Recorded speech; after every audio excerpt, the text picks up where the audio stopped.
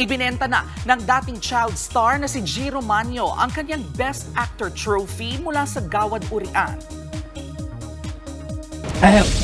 Magkano to? Best actor to? Actually, boss, wala kasi akong idea. Pero ano lang nila ako, tinuturuan lang din ako ng utol. Sige, magkano yan? Award mo yun. 500? Sa isang episode ng YouTube series na Pinoy Pawn Stars ng vlogger na si Boss Toyo, nakipagtawaran si Jiro para mabenta ang kanyang trophy.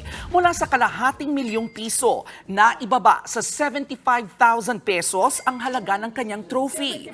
Nabanggit ni Jiro na ang rason kung bakit niya ibinenta ang tropeyo ay para na rin maisama sa project na museum ni Boss Toyo. 2004 nang manalo si Jiro bilang Best Actor dahil sa pagganap niya sa pelikulang Magnifico. Mga kapatid, ito po ang inyong K-Alaman Queen, Kalad Karen. Always remember na ang K-Alaman ay K-Yamanan. Kaya para sa latest showbiz news at dagdag impormasyon, mag-follow at mag-subscribe sa social media pages ng News 5. K? Okay.